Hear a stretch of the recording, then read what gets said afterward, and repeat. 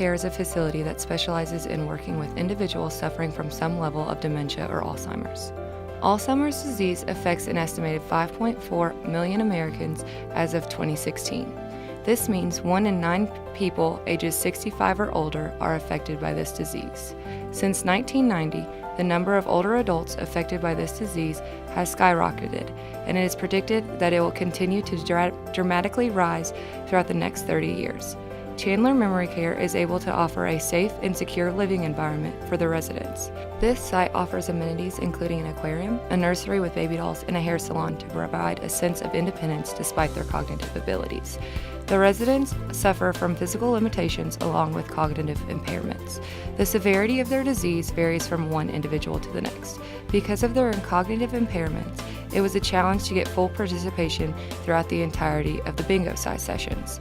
Many of our residents are restricted to wheelchairs and walkers, which challenges us to create new exercises that they were able to perform while keeping them engaged. See how you milk the cow.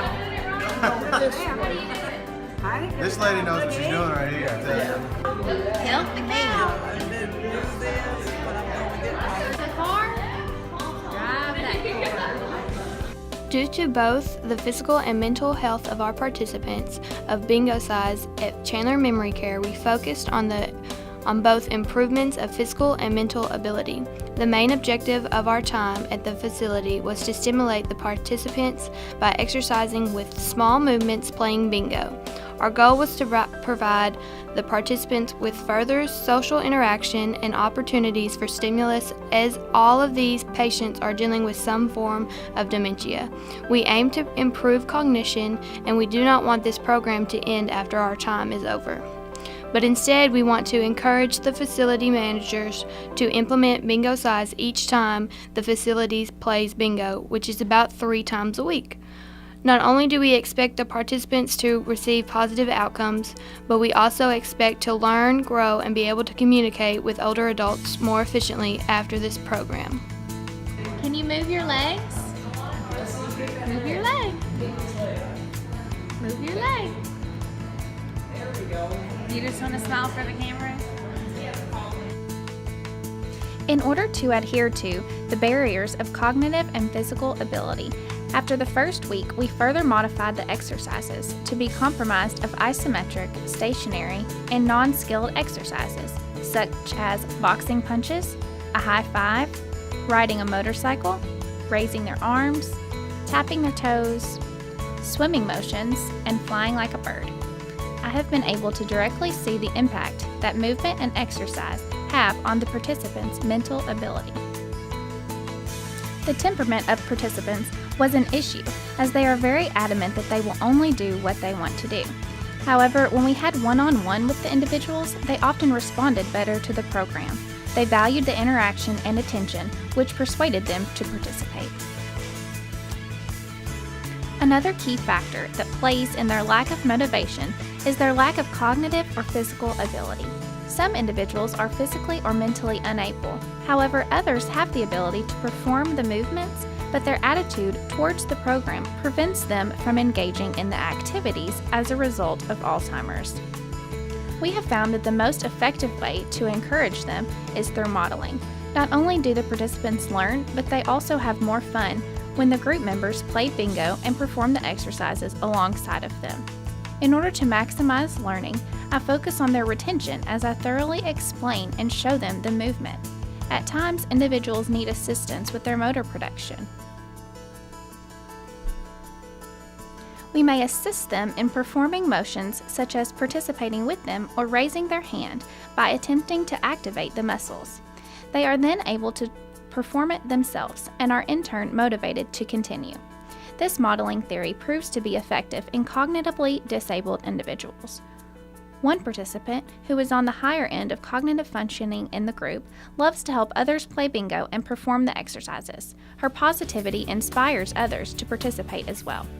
It is obvious that reciprocal determinism plays a significant role at Chandler Memory Care, as the interaction between the individual, the environment, and the behavior prove to be directly correlated.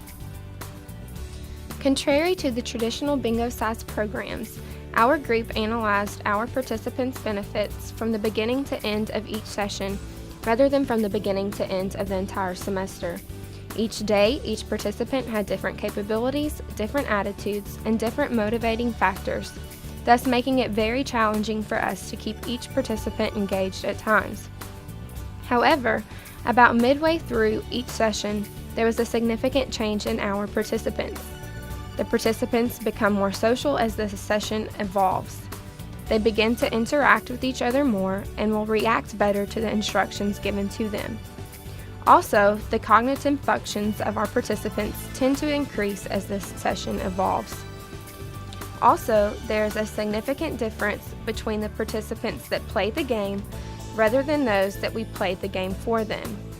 After realizing this, we insisted that the participants place the chips on the board themselves.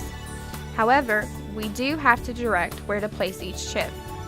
Our participants need a little extra motivation than fully functioning older adults. This remains true to almost all of our participants. One aspect of the program that we would change would be to have better prizes from the beginning. Because of the cognitive ability of these participants, they were uninterested in items such as towels or Tupperware. We would give them the objects, but most were unable to identify the function of the objects or what the objects were. This caused irritability and a lack of desire to continue participating in the program. So instead, from the second week on, we brought candy reward options. This received a much more favorable response from the participants. It led to a greater level of excitement and overall more motivation to participate in bingo size as a whole.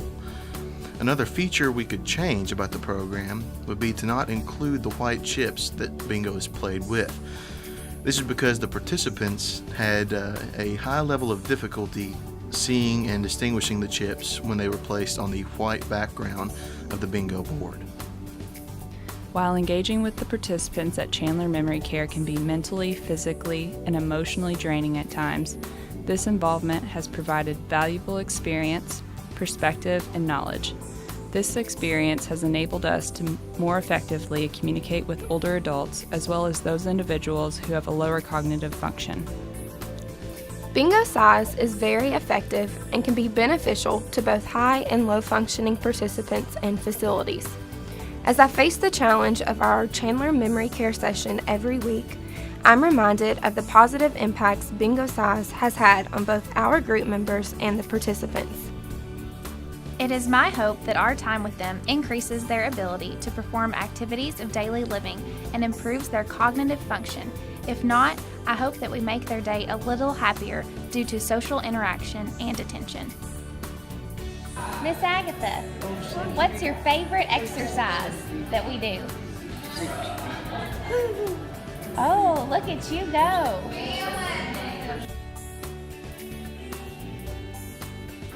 Bingo!